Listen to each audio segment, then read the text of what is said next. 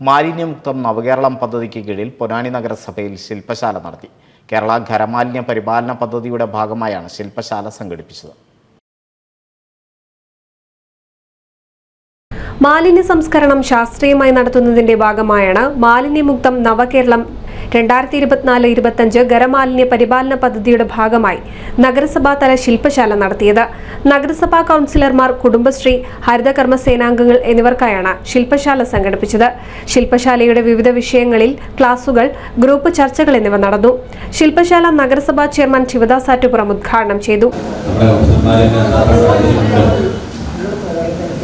എന്തായാലും കേരള ഗവൺമെന്റിനെ സംബന്ധിച്ചിടത്തോളം നവകേരള മിഷൻ പ്രവർത്തനങ്ങളിൽ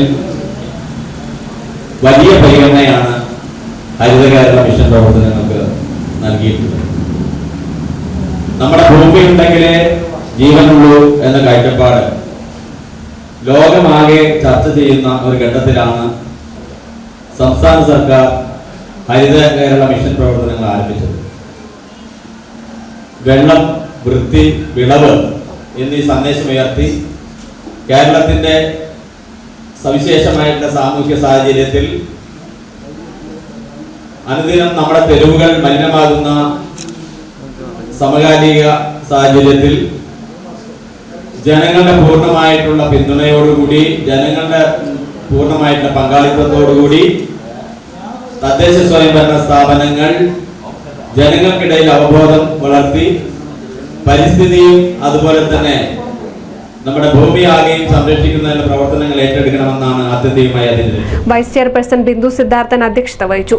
സ്ഥിരം സമിതി അധ്യക്ഷരായ G Muhammad Basheer, Rajeesh Shoopala, O Shamsu, clean city manager Dileep, HS Pradeep, Praveen, Vishnu എന്നിവർ സംസാരിച്ചു. ക്ലാസിന് ശ്രീധരൻ നേതൃത്വം നൽകി. സിവിനൂസ് Ponnani.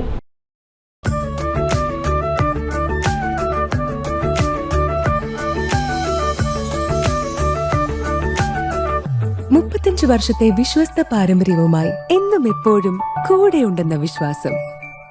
Basit wedding mall, Basith arcade, Poongottukulam, Tirur.